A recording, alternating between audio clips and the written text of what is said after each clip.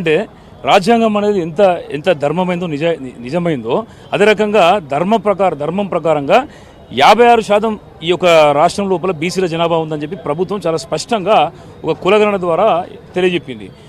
అంత స్పష్టంగా 56% రిజర్వేషన్ ఉన్నాయని చెప్పేసి ప్రభుత్వం చెప్తున్న తర్వాత ఫండమెంటల్ రైట్ అంటే ఈక్వాలిటీ ఏదైతే భారతదేశంలో ప్రజలకు కులాలన్నిటి కూడా సమాన ప్రాతినిధ్యం ఉండాలని చెప్పేసి మన రాజ్యాంగం చెప్తుంది.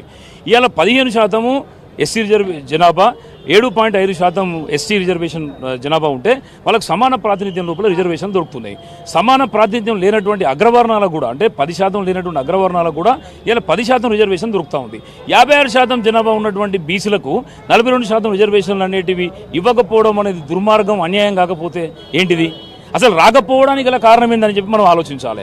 ఈ 50% రిజర్వేషన్ల గురించి ఏదైతే హైకోర్టులో వాదనలో పిటిషన్ వేసిందో ఇది 1992లో ఇందిరా సహానీ కేసు లోపల మాత్రమే అక్కడ ఉన్నటువంటి అదేంది లార్జర్ బెంచ్ అనేది ఒక తీర్పు ఇచ్చింది.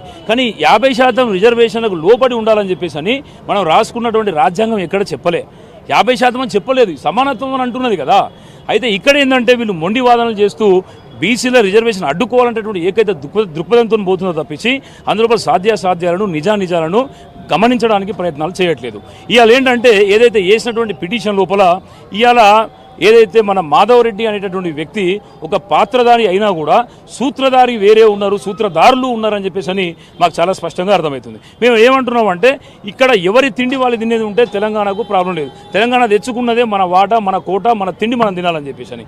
ఇవాళ ఏమవుతుందంటే అగ్రవర్ణాలు కానీ అట్టడుగు వర్గాలు కానీ ఎస్సీ ఎస్టీలు కానీ వాళ్ళకి సంబంధించిన తిండి వాళ్ళు తింటారు, బీసీల తిండి మాత్రం ఏంటంటే బయట వాళ్ళు తింటారు. మేమేమంటున్నాం అంటే మా తిండి మేము తింటాం, మీ తిండి మీరు తినండి అని చెప్పేసి అని చెప్తున్నాం. కానీ వాళ్ళు ఏంటంటే అగ్రవర్ణాలు వాళ్ళ తిండి వాళ్ళే తింటారంట, మా తిండి వాళ్ళే తింటారట. మరి మేము ఏం చేయాలి?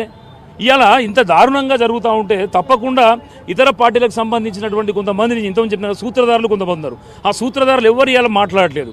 ఇవాళ సామాజిక బాధ్యతతోని మాలాంటి ఆర్గనైజేషన్స్ కూడా ఏంటంటే బీసీలకు న్యాయం జరగాలని చెప్పేసి మేము ప్రభుత్వం తరఫున ఇంప్లీడ్ అయినాం. మేము అటువంటిది మరి మిగతా పార్టీలకు సంబంధించిన వాళ్ళు బీసీలకు న్యాయం జరగాలని అనుకునేది ఉంటే ఇలా ఇంప్లీడ్ కావాల్సి ఉండే కదా. పోనీ ఒక మాధవరెడ్డి అనేటటువంటి వ్యక్తి కనుక ఇలా కేసు వేసాడు కదా, అటువంటిది తప్పు అని చెప్పేసి అని ఇతర పార్టీలకు సంబంధించినటువంటి వాళ్ళు ఎవరైనా చెప్పగలుగుతున్నారా? రెండో విషయం ఏంటంటే రేవంత్ రెడ్డి గారు కూడా తప్పకుండా ఆయన మేము గౌరవిస్తాం. ఎందుకంటే ఆయన ఒక చరిత్రలో ఇంతకుముందు ఎప్పుడు చేయలేనటువంటి ఒక మంచి దృఢమైన నిర్ణయాన్ని తీసుకున్నాడు. మేము దశాబ్దాల నుంచి వెళ్ళి మేము కష్టపడి పోరాడినటువంటి మా ఆకాంక్షను బీసీల హక్కులను సాధించుకోవడం కోసం 42% రిజర్వేషన్లను ఇస్తామని చెప్పి కామారెడ్డి వేదిక ద్వారా చెప్పిళ్ళు. ఇప్పుడు దానికి ఒక ఎక్సర్సైజ్ కొనసాగుతూ ఉంది. మరి ఆయన చేస్తున్నటువంటి ప్రయత్నానికి ఇప్పుడు పిటిషనర్లు ఏమంటున్నారనంటే ఒకవైపు గవర్నర్ దగ్గర పెండింగ్లో ఉండగా జీవో ఎట్లు ఇస్తారు, జీవో ప్రకారం ఇవ్వడం ఎట్లా సాధ్యమవుతుంది అని చెప్పి వాదనలు వినిపిస్తూ ఉన్నారు. సో ఇప్పుడు ఫలితము అనుకూలంగా వస్తుంది అనుకుంటున్నారా? వస్తే ఏ రకంగా వస్తుంది అనుకుంటున్నారు? ఇప్పుడు వాళ్ళు ఆబ్జెక్ట్ చేస్తున్నటువంటి రెండు ప్రధానమైన అంశాలు ఏంటంటే ఒకటి గవర్నర్ సిగ్నేచర్ లేదనేది ఒకటి, రెండోది ఏంటంటే 50% కోటా దాటుతుంది అని చెప్పేసి అనేది. ప్రభుత్వం ఏంటంటే అంతకు ముందే అసెంబ్లీలో ఎందుకంటే ప్రజాప్రతినిధుల సభ ఏదైతే ఉందో అందులోపల ఏంటంటే గవర్నమెంట్ అందరి యొక్క ఆమోదం తీసుకొని ఏం చేసిందంటే ఆడ ఆ బిల్లును ఆమోదం చేసి జీవో నెంబర్ 9ని రిలీజ్ చేసింది. అంటే అర్థమైంది ప్రజాప్రతినిధులు ప్రజల యొక్క ప్రతినిధులు ఆమోదించారు. గవర్నర్ దగ్గర పెట్టకపోతే ప్రాబ్లం, గవర్నర్ దగ్గర పెట్టిన తర్వాత ఆయన నిర్ణయం తీసుకోకుండా అక్కడి నుంచి రాష్ట్రపతి దగ్గరికి పంపించారు. సుప్రీంకోర్టు ఏమని నిర్ణయం చెప్పింది? ఆడ 3 నెలల లోపల ఏంటంటే కంపల్సరీగా దాని మీద నిర్ణయం తీసుకోవాలి రాష్ట్రపతి అయినా గవర్నర్ అయినా అని చెప్పి చెప్పింది. అది కొనసాగుతుంది. ఇంతనే సెప్టెంబర్ 30 లోపల ఏదో ఒక నిర్ణయం తీసుకోమని చెప్పేసి అని మన హైకోర్టు ఏంటంటే ఆల్రెడీ ప్రభుత్వానికి సూచించింది. అందుకోసం అని చెప్పేసి ఏంటంటే ఎలక్షన్ కమిషన్కు సిగ్నల్ ఇవ్వడం, వాళ్ళు తద్వారా షెడ్యూలు నోటిఫికేషన్ కూడా ప్రకటించడానికి సిద్ధమయ్యారు. ఇప్పుడు కోర్టు నిర్ణయించాలి, కోర్టు అర్థం చేసుకోవాలి ఎందుకు ప్రభుత్వం గవర్నర్ యొక్క సంతకం కోసం ఎందుకు ఇంకా వెయిట్ చేయలేకపోయిందంటే కోర్టు ఆల్రెడీ సెప్టెంబర్ 30 లోపల మీరు నిర్ణయించాలని చెప్పింది. కోర్టును గౌరవించాలి కాబట్టి ప్రభుత్వం ఏం చేసిందంటే అది జీవో నెంబర్ 9 రిలీజ్ చేసిందంటే ఎన్నికలకు పోయింది. అంతే తప్పించి కోర్టు కనుక పరిస్థితిని అర్థం చేసుకొని ఇప్పుడు గవర్నర్ దగ్గర రాష్ట్రపతి దగ్గర పెండింగ్ ఉంది కాబట్టి దీనిని మేము తాత్కాలికంగా స్టే ఇస్తున్నాం అనేది ఉంటే సమస్య పరిష్కారం అయ్యే అవకాశం ఉన్నది. ఒకవేళ అలా కాకుండా మీరు ఒకవేళ కనుక మాకు అనుకూలమైన తీర్పు చెప్పకపోయినా కూడా సుప్రీంకోర్టు ఉన్నది, లేకపోతే ప్రజాక్షేత్రం ఉన్నది, ఇవన్నీ కూడా మాకు మిగిలే ఉన్నాయి కదా. మేము న్యాయం ధర్మం కోసం మాట్లాడుతున్నాం. ఇవాళ ఏ చదువుకోని వాళ్ళను తీసుకొచ్చి ఏదంటే ఊర్లలో ఉన్నటువంటి రచ్చబండ దగ్గర తీర్పు చెప్పమన్నా కూడా ఇవాళ ఎవరైనా కూడా న్యాయం చెప్తారు. మరి అంత స్పష్టంగా ఉన్నటువంటి దాని లోపల హైకోర్టు సుప్రీంకోర్టు నుంచి కూడా తప్పకుండా మాకు న్యాయం జరుగుతుందని చెప్పేసి మేము అనుకుంటున్నాం.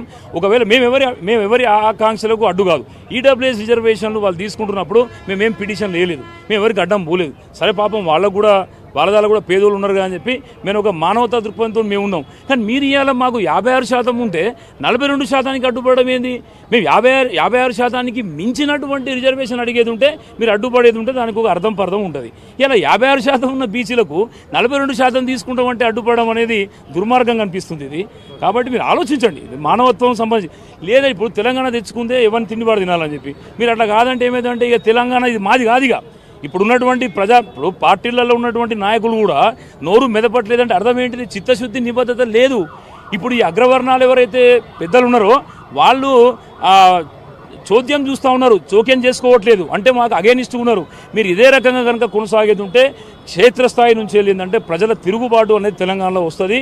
తప్పకుండా సామాజిక తెలంగాణ సాధించుకోవడం కోసం తెలంగాణ ప్రజలు ఉవ్విల్లూరుతున్నారు.